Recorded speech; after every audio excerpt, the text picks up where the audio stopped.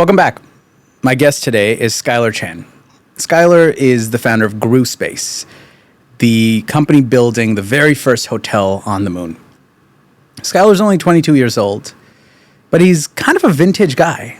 You see, Silicon Valley used to be a place that was organized around trying to do the biggest, boldest thing you possibly could.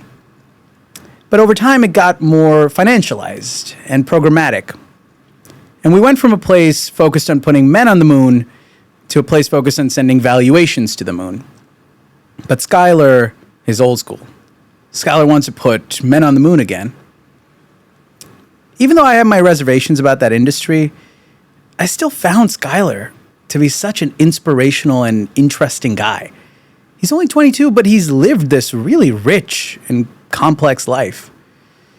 I had such a good time talking to Skyler, and I could not be more proud to present this conversation to you. With that, I bring you Skyler Chen.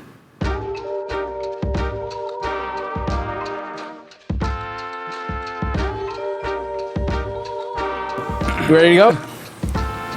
Let's do it. All right, let's do it. All right, Skyler, let's start with this. When and where were you born? I was born in Vancouver, Canada, 2003. Dude, okay. Mostly what I wanted to get out of that was the 2003. I'm not like, contrary to what it looks like right now on camera, I'm not that much older than you. Okay. But it's unbelievable to me that somebody born in 2003 is doing something of the scale that you're doing. And I think it will be to like a lot of the people listening to. Let's take it back. Tell me about your first memory. What do you remember at home, outside? What's the very first memory you have? I love this already. Genuinely, yeah. First memory, I mean, one of the ones that just comes to mind at first is sitting in the couch in the living room. Like, I was like, basically, like, I've always been a very curious person in general, right? Like, I read a lot, and actually what got me into reading was, I remember being like, I don't even know how many months old I was, or a year or two, but Bill Nye the Science Guy was playing. Mm-hmm. I only noticed because my parents kept reminding me of this moment, because it was a pretty pivotal moment. And Bill Nye the Science Guy was playing, and there's this one clip about planets and space, and I was like, oh my god, like space, like planets, so cool. And so I remember, when my parents came back, I was just, I talked, obviously asked a million questions about like, what are planets made out of? Like, how many planets are there? Like, what is a moon? Like, all these things. And basically, my parents are not in tech, they're not in like space or anything related, right? So they were like, eventually they got to the point where they're like, all right, this kid's a little annoying. So they got like books, and that's how, or they taught me how to read pretty early, and so that's how I kind of got. How old were you?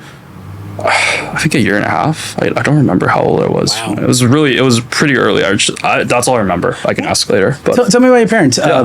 Firstly, what are they like? And then what do you think they were hoping you would be like?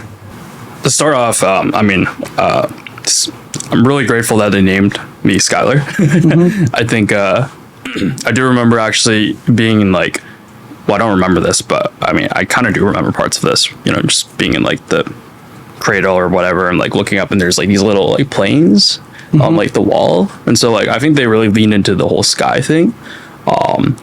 Well, my parents are like, I love my parents. We have a great relationship. My parents are amazing. I'm very fortunate to be very close and open with both my mom and my dad. They're like the most important people in my life.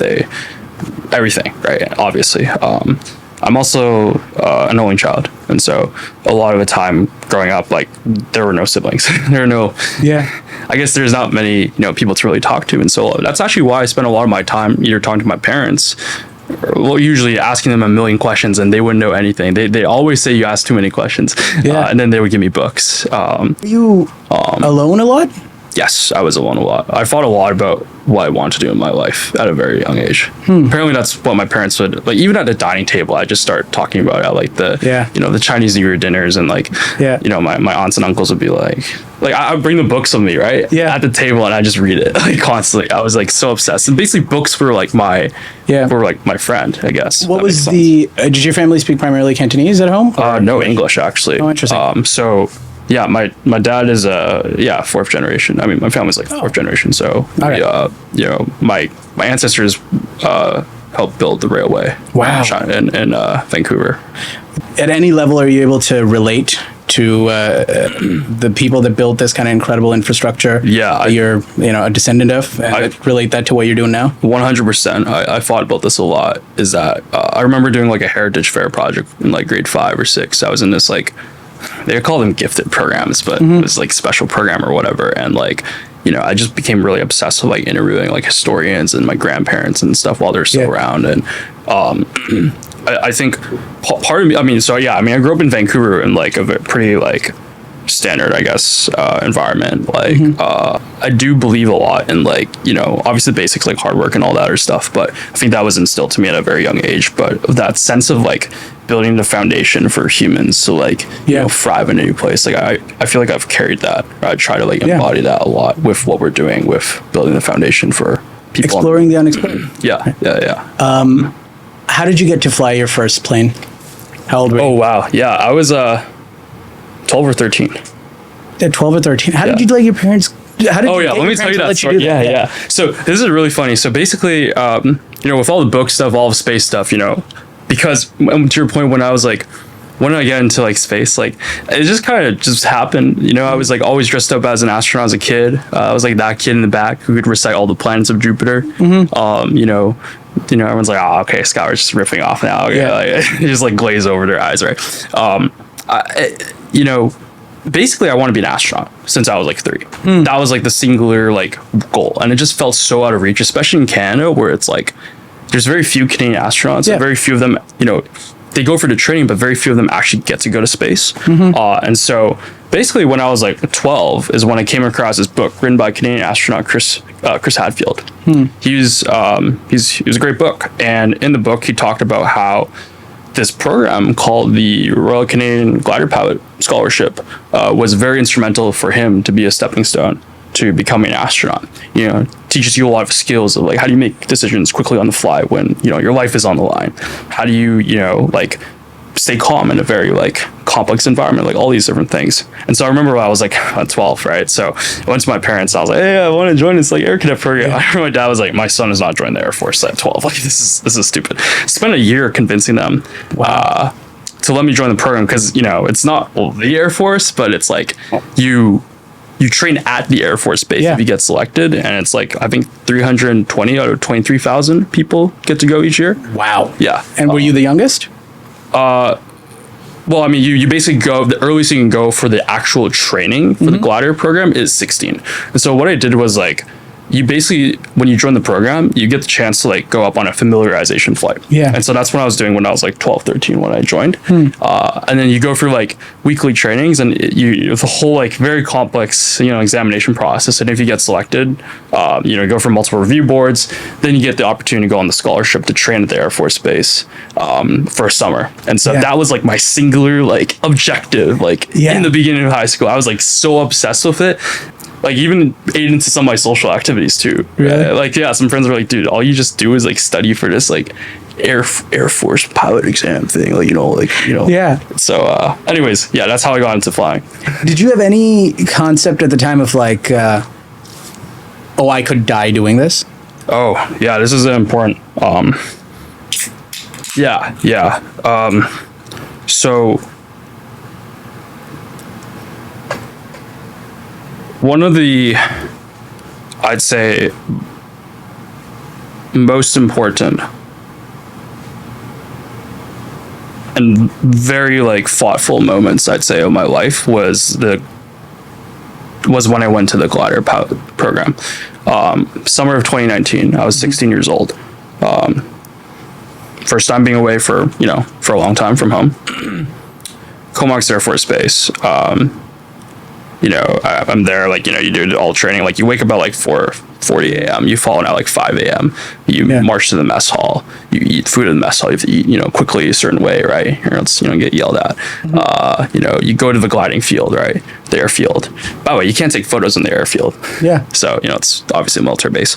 And you're passing by these like a huge Air Force planes that are used in like actual like, missions, right? And so it's really cool and inspiring.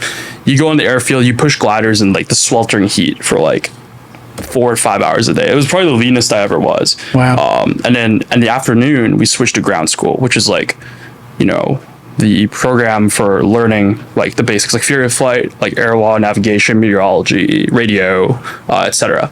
And so, we're doing this, and it was probably one of the most intense times of my life. The reason why I want to bring this up is there was an event that occurred during the program, and I remember it was a Saturday. Commanding officer called us all to the mess hall. This usually doesn't happen, and we were told that one of our fellow cadets passed away in a mid-air collision. Obviously my parents were really worried, especially if this is their only kid, right? That it's like, at any point, like you're up there in the glider, there's no engine, there's no parachute. You have to make the runway 100% of the time. There's no room for failure. And you're 16. And you go up, you get towed up 3,000 feet above sea level, you pull the release, gracefully fall. But yeah, there's no like backup plan. You have to full send, right? And so I went through a very deep reflection process basically as a result of this.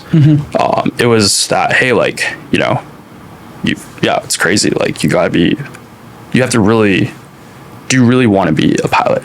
Was the biggest question, right? Do you really want to go for the Air Force? Do you really want to get selected to be a fighter pilot, test pilot, and get that 0.0001% or whatever chance of getting selected out of like the thousands or hundreds of thousands of astronaut candidate applicants at like my late 30s or whatever, and then like do what Chris Hadfield did and do all the training. And then that's when I realized a couple important things, right? Because keep in mind, this entire time up to like 16, right? I was a very, I guess, excited and naive kid. I was soaking up as much knowledge about space. Like the first realization was like, you can't follow someone else's footsteps for greatness, right? But this entire time I thought that, because like growing up, I was trying to find this like secret sauce of like, how do you be an astronaut, right? And like when I came across Chris Hadfield's book, I was like, oh my God, like this is the playbook. I mean, it's literally called an astronaut's guide, right? So I took it for face value. It's way too naive. If you want to really make the most impact in the world, like there is no playbook. You got to try your own path. So that's the first thing I realized. The second thing I realized was this is when my North Star changed. Up until then, my North Star was like, I wanted to go to space before I die. That's it. Like once I go to space, like, my friends will say, oh, okay, once you go to space, like you're fine if you get run over by a bus or something. I'm like, okay, well, probably not, but like, that's the type of attitude I had. I started questioning, like, why did I want to go to space? Right? Like, why did I want to be an astronaut? Like, what was the underlying reason? And so I went for this line of reasoning, which broadly was like, okay, first of all, I wanted to, be an astronaut just because, okay, space is cool. I like space. Space is my identity, Like, more importantly, it's because I believe exploring space is the epitome of exploring curiosity. Basically, this is the realization I hit, is that, okay, hold on. We were born this one time in human history where we can actually go interplanetary. Like, no human being has ever left cislunar space. Like, think about that for a second. Like, nobody, unless, recorded history, maybe we did, maybe we're aliens or whatever, but who cares? Like, nobody has ever left the moon, Earth-moon system. And, like, we actually could have a shot at doing that. Like, that's insane. I could have been born like 500 years ago, or 500 years later. But like, this is like the pivotal moment in human history. Do we decide to shoot for stars, or do we continue to like, fight over useless things on Earth?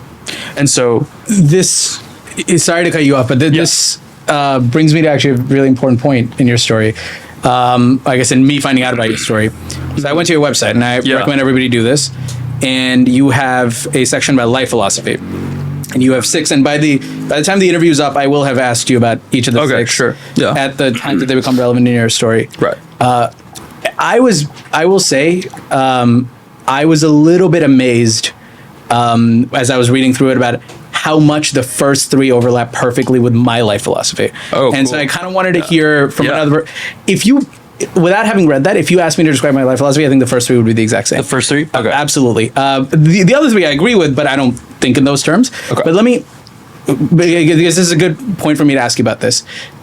These two stories about losing a cadet, right? Losing a fellow cadet, and then you coming to this realization about like you have one singular opportunity to make something happen. To me, these connect perfectly to bullet point number 1 in your life philosophy, which is YOLO. You only live once, right? How often, I guess my question there is, how many times a day do you remind yourself of that? Oh man, this goes into another story. Yeah, this is a good question. Yeah, like by the way, like I am incredibly grateful, like every day to be waking up and like chasing the childhood dream. Like, I mean, at the time of this podcast is recorded, like we haven't launched yet, but we're about to. And I just like, I remember waking up every single day this week being like, I literally like, I'm just get you going. Like, we're about to make humanity interplanetary. You know how insane that is? Yeah. Like every day and to be able to do this at like I'm incredibly grateful for everyone, to be like, and like friends, like family, like, supporters and all that. So I just want to put that out there. But yeah, YOLO, like, I mean, I do think about that a lot. There are times where I don't always, when you're just day-to-day work, right? And you don't think about that. But and this is a different story I'll get to in a sec, but one of the moments that this happens a lot is when funnily enough, when I do eat peanuts or accidentally, then I go to the ER. And has this happened multiple times? It's 17 times to date. Oh my God. Yeah. Don't worry, I have an EpiPen here, so I don't think it's going to happen. All right. But, I was going to give you a PB&J after this. I'll put it away. Yeah, no, like every time that's happened though, right? It's always reminded me, right? It's kind of like a checkpoint. I'm like, okay, are you on the path? Like, are you like, do I course, like, are you on the right path? And I ask myself, do I course correct or not? Right? And it's a good check, because example, right? Like freshman year at Berkeley, I know we're jumping around, but spring break, I was in Korea actually, my family, and my mom actually loves BBQ chicken, I think is what it's called. And so she was like, we have to go to BBQ chicken. Stop. Wait, like, is this a chain? What is BBQ chicken? Is it just literally barbecue chicken? Jiwon, our producer, is Korean. She knows. Korean fried chicken. Okay. Yeah. Sorry, Korean fried chicken. My bad. Yeah. But is it a restaurant or like? It's a chain. Okay. Cool. Yeah. Okay. So your mom wants to go to BBQ chicken. Yeah. So she's been wanting to try for a while, right? And so, I mean, like, sure, I'm hungry, right? So I'm like, say less. We go in, right? We do the thing, we order, and then obviously, like, I always check, is there peanuts, and just, okay, cool. Sit down, I'm like eating, I'm like, oh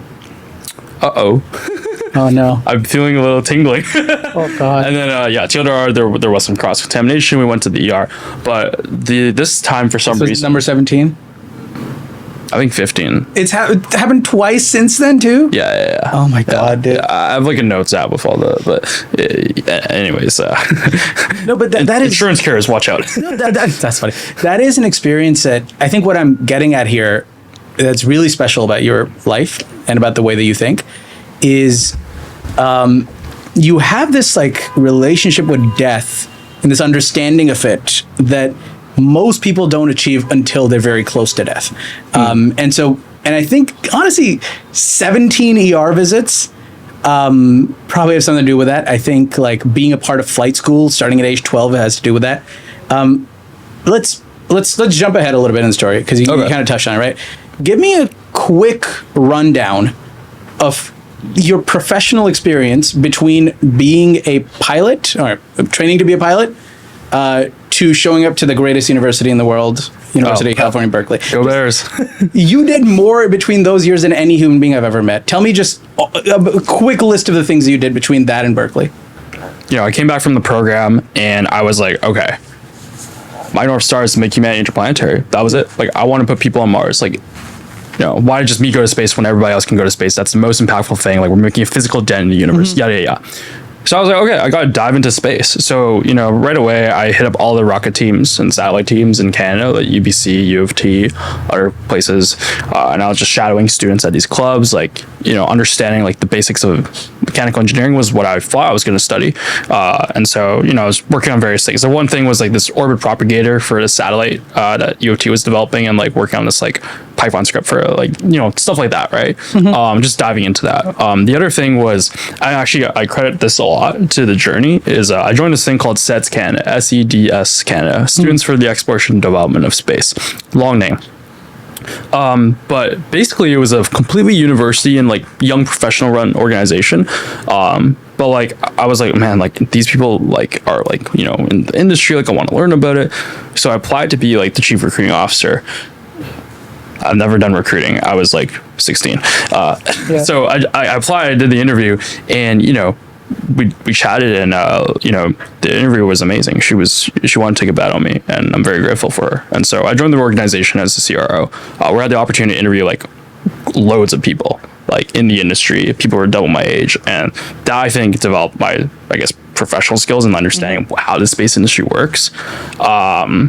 And yeah, I mean, besides that, I was also doing this program called Global Space School, which is hosted at JSC at NASA, Johnson Space Center. Fortunately, this is when COVID happened. And so the program went online. But basically, every country in the world could send one delegate or a few delegates. So I was a Canadian delegate for this. And you were how old?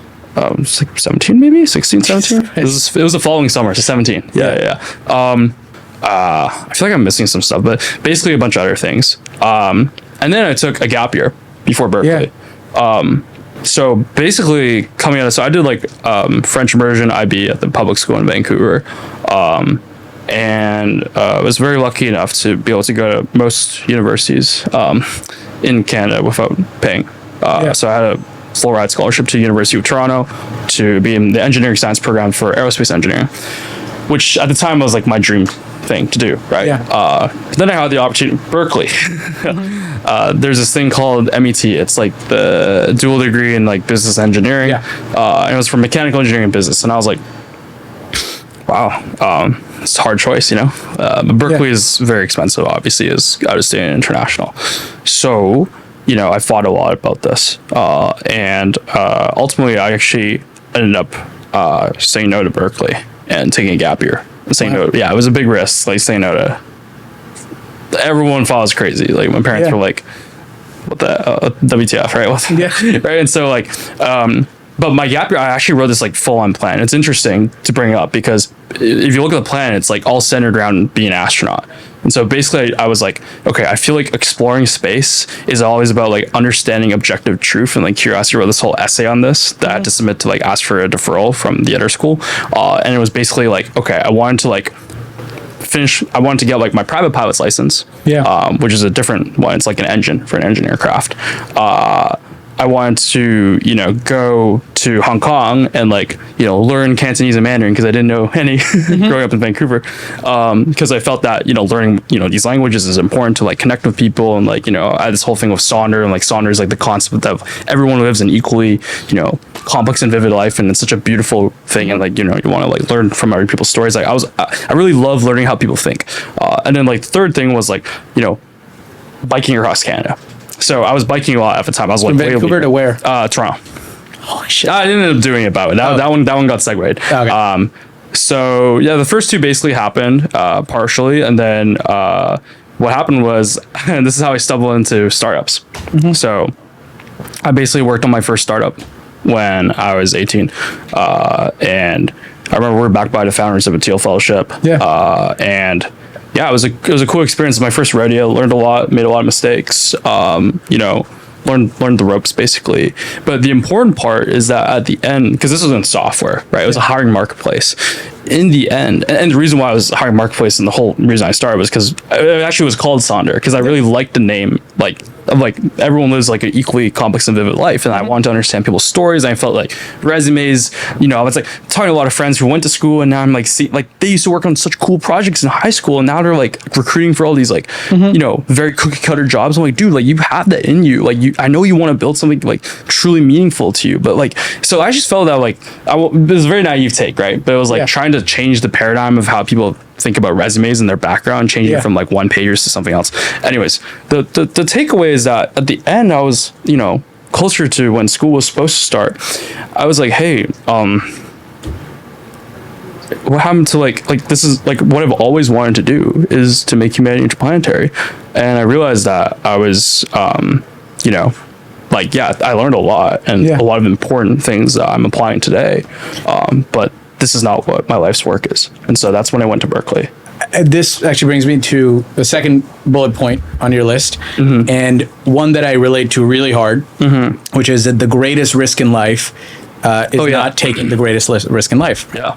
I have said a version of that to, I had a team member once leaving my company, and he wanted to go start a company. And he said, hey, Chai, like, do you have any advice? I have a kid, I'm going to start a company soon. And I get really nervous, or rather I've wanted to do this forever. And I'm like a little bit nervous about doing this at the same time. And what I told him was, look, man, the greatest risk is not that your kid is going to be going hungry and that you're going to be like, no, but let me just get to the Series A. Yeah. You're far too good of a person to let that ever happen. Like, you'll stop well before that. The greatest risk is that your kid grows up never having seen their dad really chase after that and reach its really fullest potential. Go for it. Yeah. And so I'm a really big fan of this idea. The greatest risk in life is not taking the greatest risk in life. You apply that idea and you go through Berkeley, you do a bunch of stuff at Berkeley. You're part of basically every space related organization there is at Berkeley. You come out of it and you start Gru. What is Gru? And let's start with that. What is Gru? Oh, thanks. Yeah, sorry. It is so hot in here. Yeah, sorry, man. This is we haven't been able to. I guess it's also the time of day. Yeah, it's like 2 o'clock. Yeah, it's the light is coming in perfect. What people don't realize, we can leave this in the podcast even, but behind these massive black curtains is a huge window. And all of that light comes in. Oh, so that's why we got these lights. Just heats up the room. And for audio reasons, we have to like insulate it. Yeah. And so there's and then we can't have a fan because it makes sound. But no worries at all, man. I'm still getting used to the California weather, so. But tell me, what is Gru? Let's start there. What is Gru? Yeah, so Gru is galactic resource utilization. We are building the first hotel on the moon. The long-term goal is we want to make humanity intergalactic. And so, I mean, I can talk about this for years, but yeah. Well, let me ask you a couple of quick questions here. Why is Gru? Why is it, I guess, let's answer the small question and then the big question. Why build a hotel on the moon? And then number two, and please dumb this down for me. Yeah. Why build a hotel on the moon? And then number two, why is it important to make humanity intergalactic? Yeah. Why is that a good goal to aspire to? You've done a really good job of articulating why it matters a lot to you, but why should it matter to everybody? So let's attack the small question first. Let's shift it back to, why build a hotel on the moon? Humanity has always gone to explore and expand. That's like the fundamental truth in human history, right? Whether that's like moving from hunter-gatherers to like building the first cities in America, to, the agricultural revolution, the industrial revolution, the technology revolution, AI revolution, etc. Why build a hotel on the moon? To answer that, like, we have to kind of, if you don't mind, we kind of have to backtrack to like why go to space, right? Again, resource utilization at the core of the economy, right? If we just look at just purely from a business perspective, the core of the economy is just a group of people who, trade different things, and money is just value, right? And so, what usually ends up growing the economy at a very, very macro scale and benefiting us all is when we explore and expand and we understand how to make use of resources in a new way. And that's how I see like each technological revolution, right? Agricultural revolution, we understand how to make use of these crops in a different way. Same with like turning like sand into computers and stuff. Resource utilization is like the foundational backbone of what improves all our lives. That's also tied to what makes us richer or grows the economy. Also tied to like, expanding people deeper into space. And so what that means is like, okay, if we want humans to become an interplanetary species, right, which is incredibly important for a couple of reasons, right? First of all, if anything were to happen on Earth, right, like again, if this is like a different time where like airplanes were starting to get developed, the Earth it's not as globalized. Like, we live in an era where like within an hour, like ICBMs can get anywhere, right? And so at any point, all of humanity could be wiped out if something were to happen, right? One way to de-risk this is to have humans live both on Earth and the moon and Mars and beyond, right? The second thing is, and this is what I felt when I did the space school summer program in 2020, when people like, we had people from everywhere in the world with different political beliefs and all that stuff. But like when everyone is working towards a goal like space is such a unifying thing for humanity, right? I believe that every kid, every adult out here, like you and everyone else, like people have always looked at the moon and been like, wow, like I wonder what it's like to go there, like that's just something so like pure about that like it's one of the very few things in life that's pure, right? Is like dreaming about going to space. And so that brings me to like the how, right? So like let's talk about the hotel on the moon, right? Like why, okay, if we establish like we want to go to space, like why the heck is hotel on the moon the first part? And this is again something that I've thought about for many years, is like how do we actually get to this goal of making humanity interplanetary as quick as possible? So a couple findings. First, the space industry. The landscape of the space industry is basically propped up by two pillars. Number one, it's governments. Number two is billionaire-backed companies. Governments, so like things like NASA, the Space Force, SBIRs, like such and such. The second one is like SpaceX, Vast, Blue Origin, right? Yeah. All great things, by the way.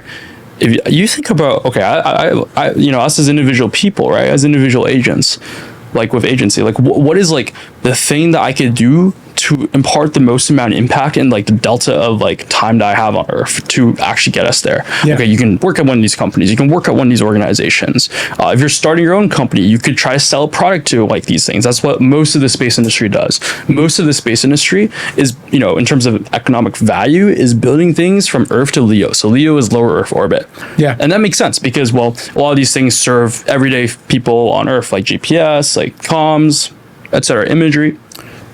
It's like make something people want. There's people in the equation. Why is it tattooed on the inside of both of our eyelids? Exactly. Yeah. I mean, it is still true in the space industry. What I'm getting at though is that let's look at like, okay, how do we jumpstart the lunar economy?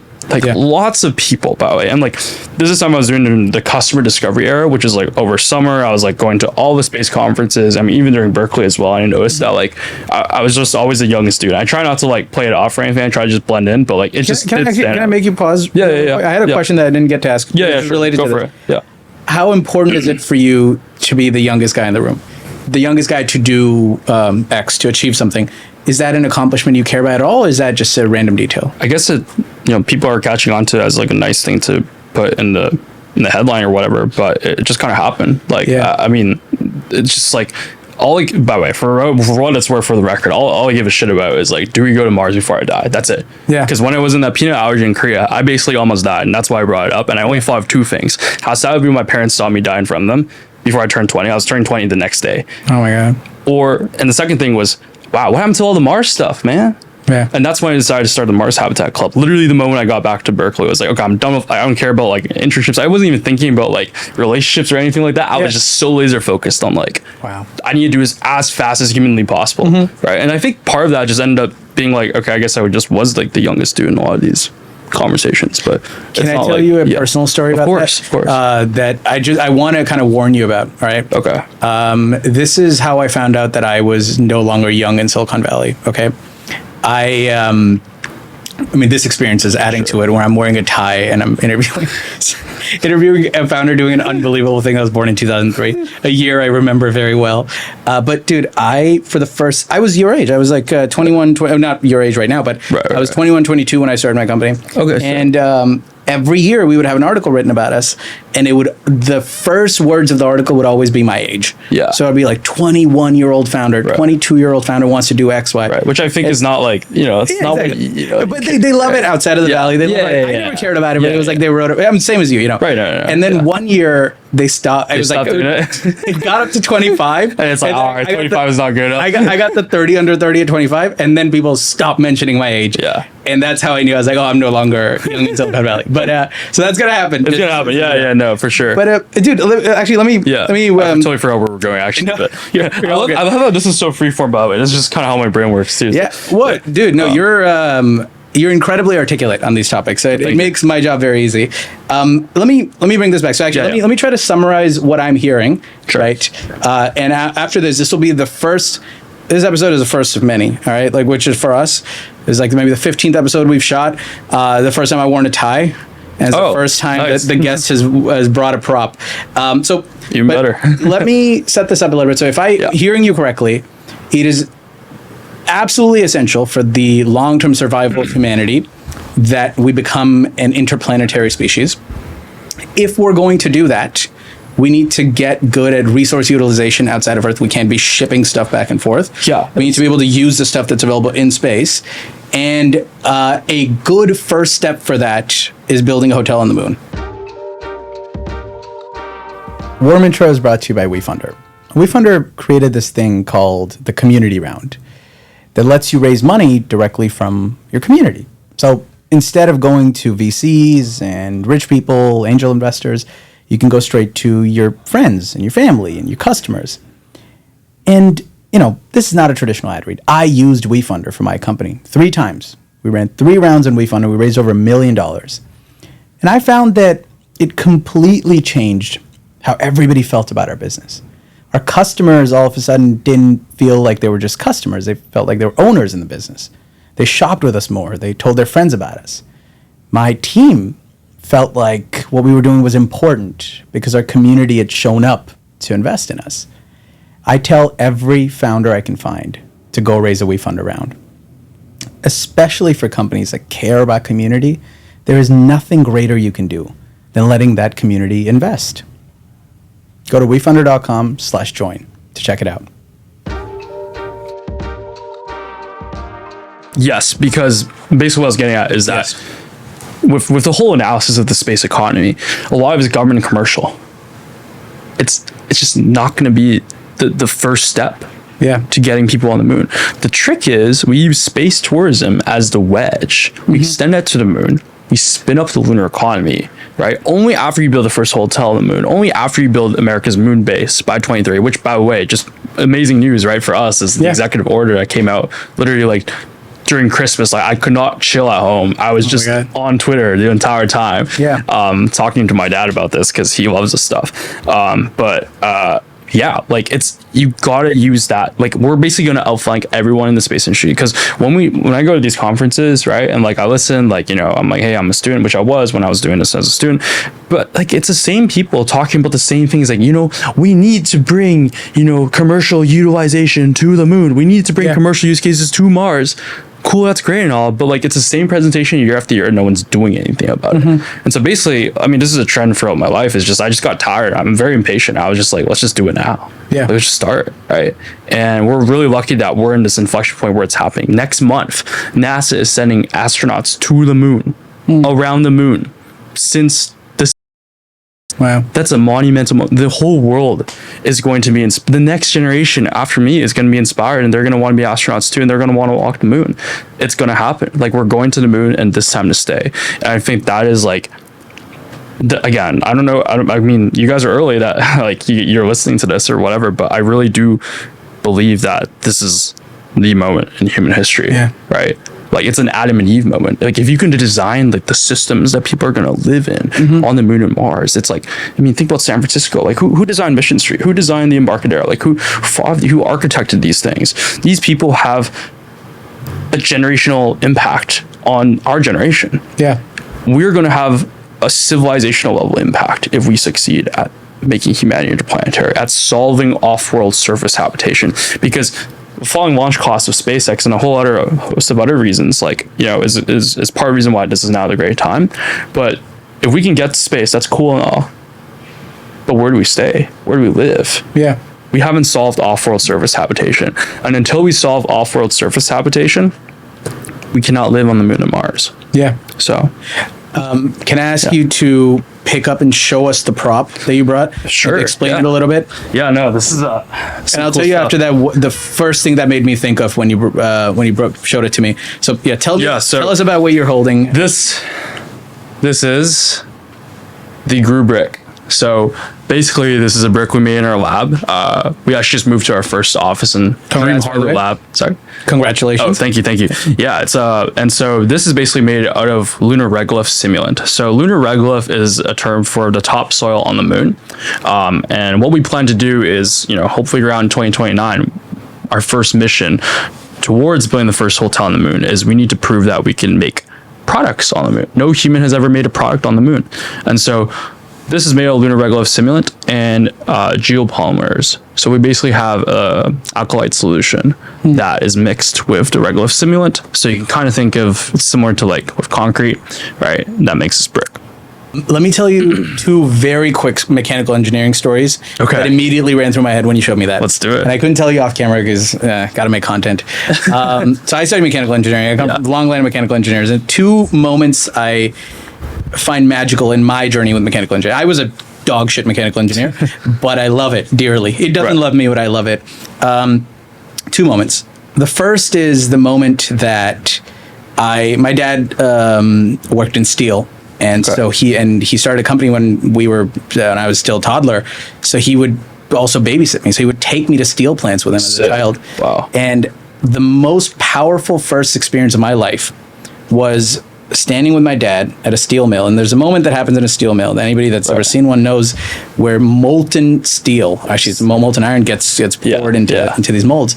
And you can feel the heat on your face from like hundreds of meters away. You just see this bright orange fluid and you feel the heat on your face. And I remember at that time it was bright and sunny outside like it is right now. Right. And I saw this bright burning ball of metal right next to the sun, bigger than the sun. And I felt the heat of it stronger than I felt the heat of the sun.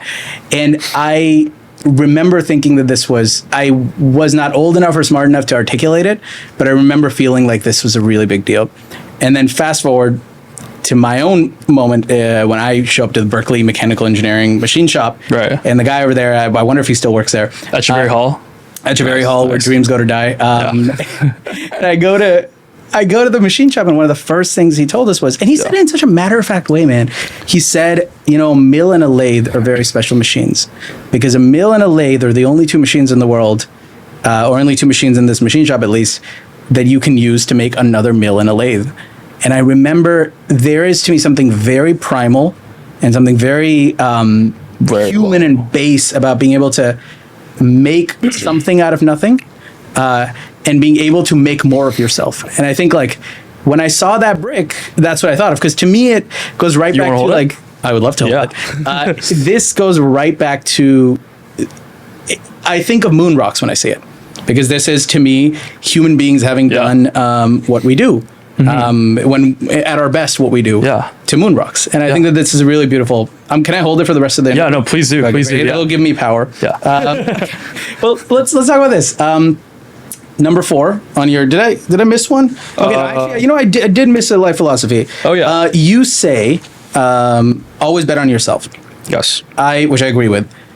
Now, I'm curious about your experience of Silicon Valley, because my experience of it was, even though I fully believed in what I was working on, I still do, and I just thought that we deserved every penny that we raised and all the press we got, I would still, sitting alone in my room, think to myself, it is absolutely fucking crazy that people gave my 22-year-old dumbass millions of dollars to go do this.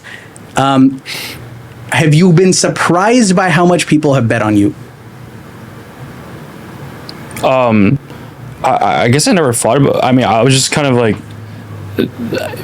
to be honest, like I wasn't thinking about doing this so soon. That's the crazy part. It is kind of crazy. It is. I just kind of was just doing it, and then eventually I was like, all right, let's do more, and then let's do more, and then we just kept building and growing, and just it is kind of crazy. So I mean, like for us, I mean, for me at least, like when I go back home to Vancouver, I'm like, it's nice. It's very grounding, right? Because it's like I'm reminded by where I came from, right? Like, it's very humbling. It's I'm just eternally grateful to just do my life's work or start now, really. So I think it's that, but I also feel like something I realized about myself pretty recently, I guess, with especially with a lot of these, conversations I've been having just ahead of the launch, is that I guess, yeah, it is such a, like, to me, this is not a crazy idea. That's the thing I realized. That's actually, funnily enough, that's why it's hard for me to write like launch posts, is because like I just write it and my friends looking at it, I'm like, dude, what the F? Like, you need to explain like this. I'm like, that's kind of like a given. Like, it's just obvious to me. And so like, I think like, the beauty of Silicon Valley, and to your other question, is like it just, like, there's so many really interesting people here, and I'm just even though lately on it I wish, but like, I'm having a really good time just enjoying. You gotta come by the office. It's sick. Like, dude, I will be there. Like the dreams place. Like I've like never dreamed Batman. of. Like, just send me a text. I'll be there in 15 minutes. You feel like you're like Iron Man in a fucking cave. Like, making like. Anyways. No. Like, Dude. I told you, the only thing I said to you, the one thing I said to you before we started this interview was like, dude, you are in the absolute best part of starting a company. Yeah, it like, does not get better than, so you were 23, you 22, turning 23 this, 23 next, 22 years old, office in Soma, one other guy, sleeping 3-4 hours a night, and just working. It does not get any better than that. Dude, the energy is like, it's just different. Like, I mean, and like I was working solo for a bit. Recently I brought on our first team member full time. And it's just been great. It's just upwards. It's crazy. On the point about Upwork, this is a very forced transition I'm about to make right now. Okay. Yeah. Number 5 bullet point. We're just kind of floating everywhere, so just feel free to just swing this. Dude, when we edit this, it's gonna sing. But point number 5 is the sky is not the limit, right? Yes. I want to bring up what I think is probably the most common criticism you're gonna get, right? Maybe I'm wrong, and maybe people hate moon hotels. All these years, I've had so many people who are like, "You can't do this. You can't do this. You can't do this." And just keep going. And like, but I want to try to like be fair to the people that I think are going to bring this. And, I am like, I'm not totally closed up to it. I think I'm like even a little bit partial to it at times. Sure. But there is a criticism of projects like this, right? Where people go, did we run out of problems on Earth? Like, why are we if what you care about is the survival of humanity, then there are way more things we could do on Earth, and that it is, some might even say, a waste or like misallocated talents to have somebody with your abilities and your background working on space when you could be solving problems on Earth. Heard that so many times, by the way. I bet you hear it like. I heard this a lot in the early days too. But so I want to kind of get your take on this. First of all, is there any part of that you think, no, okay, there is some truth to that, and clearly you made a decision to continue working on it. So what is to you the reason that argument does not bear out? Yeah. So, and this actually plays into how a lot of the things in terms of like how I think about the world too. Yeah. So one thing, just one for the record, right? I love it when people bring these things up because it also just makes me think more and reflect more. And people are always learning, right? I would just put this blatantly. Like, I personally disagree with this specific statement. The reason why is because I'll break it down. Sky's not the limit, right? Yeah. What we mean by that is that the sky's no longer the limit. You gotta think bigger. Like, people gotta swing bigger. I think too many people, especially people like just graduated or dropped out for like a program, they're like, yeah, I'm gonna build like a new like B2B SaaS company or AI company. I'm like, dude, like, we need more people building foundational things for civilization. Like, it is very important. Like, are we gonna remember this like millions of years later? Probably not. I mean, I'm sorry, like, that's very direct, but I remember being at an event where like I usually I'm like, I mean, I'm generally a really friendly guy, but like I'm starting to turn to the point where I'm like I'm just gonna be honest, like I'm not interested in learning about this B2B SaaS company. Like, I'm sorry, I just don't have the bandwidth for that in my head. To address the point though, so I've gotten this a lot of times, and a much more harsher way is like, or even other ways, like, you're too young, or like, why are you working on this now? Like, like, shouldn't you be doing grad school, or shouldn't you be like working out, I don't know, going back to Tesla or something like that? Like, this is my take. So for what it's worth, I do believe there's a lot of problems on Earth that need to be solved. Working on this is not a dismission of that or whatever. However, the way I think about things is, okay, agency, right? It's like, what can I do in my lifetime to impart the most amount of impact in the world? Yeah. Right. And so there's two sub points in that. It goes back to what we talked about earlier. Is impact is like my belief of impact. Well, first of all, I believe impact is subjective. And so my belief of what's impactful is making a physical dent in the universe by putting humans on Mars. Okay, then the other thing is like, what could I actually do? Like, what am I best positioned to accomplish that impactful goal that, we just self-defined? That's this. And so, when people are like, oh, like, shouldn't, don't we have to like solve, let's say climate change first. So like, that's probably the most common one I get. Yeah. Which, by the way, is totally valid and very, very, very important.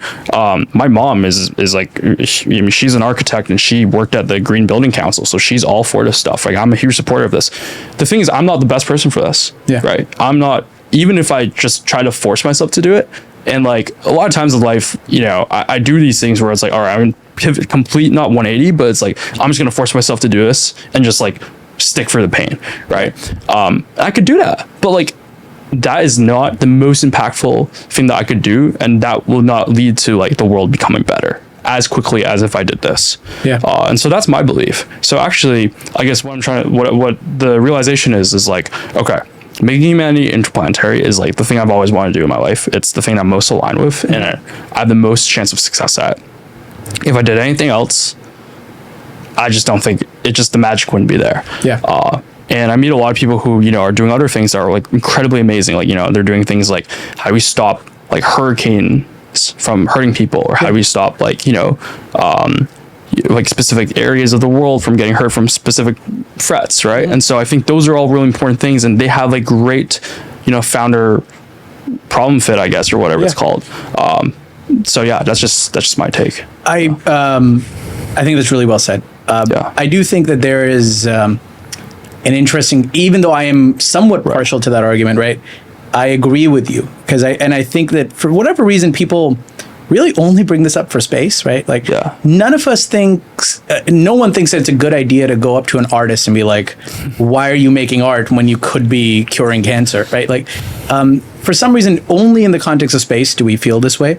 So I'm aligned, especially big ideas too, especially if you're young. Like, it's like, oh, like, why do this now? Why not? I'm like, I don't give a shit, man. Like, just do it. Like, what are you doing? I mean, like, when I talk to those critics, and it's like, I mean, again, like, you have only 24 hours in a day, and you can think about it half glass full or half glass empty. But my take is like, just do the best you can in those hours to do the most amount of impact. Don't think about like, what if this, what if that. Just do it. And if you just do it, I think you'll be fine. So that's at least how I told myself or coached myself. Everything in my life, it boils down to a Bob Dylan lyric. Nice. And the one that I think of when I talk to you and when I talk about this is, everything's a bore, everything's a bust. You do what you must do, and you do it well. Yeah. And I think, it's, yes, we have problems at a cultural level and a societal level and a species level. Problems, really. But, but every person does need to do the thing that they must do, right? The thing that's within them. Let's bring this back to you and not to my musings. Bob Dylan is cool, though. Bob Dylan's the best. When, at the end of your life, what is a defeat that you hope you're known for? We all have the list of victories. Of course, yours will be helping making humanity intergalactic. What is a defeat that you'd like to be known for? What is a thing that you hope to be remembered as having tried and failed at? Putting humans on Mars. Yeah. Putting humans on Mars. There's two things that are going to happen in this world, right? Either humanity becomes interplanetary before we die, or it happens after. If it happens after we die, I mean, we don't have that precursor knowledge. Like, it is what it is, right? If it happens while we're still alive, like, you will know I'll be on that side of history. Yeah. Like, I'll be making that happen. So, if I die trying, it's like, make humanity interplanetary, die trying. I have that written up somewhere at the office. That brings me to my final question. Yeah. It is tied to both my first question for you, and tied to everything you just said. Elon famously makes the joke, I'm sure you've heard it a million times, that he hopes to die on Mars. Oh, yeah. Hopefully not on impact. How do you hope to die? On Mars. That's, on Mars. Yeah. Hopefully not on impact. Yeah. Well, I mean, it is. I mean, it is true. Like, hopefully not on impact. But for me, it's like, I mean, I think about this a lot. It's like, think about the first cities on Mars. Like, think about the first children on Mars, the languages, like the culture, like what are schools going to be like the first passport, right? Like, you know, how are we going to do time? Like, you know, like all these things different, right? And these are all things that, like, you know, we don't think about on a day-to-day basis. But like, you know, and if everything were to go well, by the way, where we actually do become interplanetary and, you know, I don't die on impact and blah, blah, blah, like, I think for me it's just like knowing that like I help contribute or rally the people, like assembling the Avengers, like our team, to make this beautiful future of humans living and thriving on the moon and Mars and beyond. Like, that's how I want to be known for, really. Yeah. And by the way, I don't, like, this is the other thing. This actually goes back to impact. I want to highlight this, is that, like, a lot of times when people think of impact, it's like, I want to be the richest this, or I want to be, like, the best singer at this, or I want to be known for this, or, you know, I want my name to be in history, whatever, which are all are very important things. And I can't pretend that, oh, like, I'm not trying to do that too. Like, I mean, I think this is a byproduct of doing this. However, the thing is, how I see it, like, it's like Macklemore, right? First time you die is when you die. Second time is when nobody says your name again and remembers your name, which is true. Eventually, we're all going to die. Sorry, that's very morbid. But, like, my point is, that's what I mean by impact. Is, like, sure, maybe your name is never, you know, known, like, generations of years later when humans are everywhere in the Milky Way. But if I could die with the conscious of knowing that I help play a part in humans living on the moon and Mars, and I know like generations of versions of me later will like do that for like the future solar systems and all that stuff, I'm happy. Like that's my that's it. Yeah. Skyler Chen, may we all die trying. Thanks so much, man. Thank you so much. This was beautiful. It's a great podcast. Oh, thanks. Thank you guys. This was fun. Thank you guys. Yeah. Dude, you were great. Intense, man. Wow, that was dude, you were great. fantastic. That was great. Yeah. Wow. I didn't intend to, but we kind of like with the heat really put you through the ringer too. Yeah, no, the heat really makes you feel like you're Am I giving this back to you? No.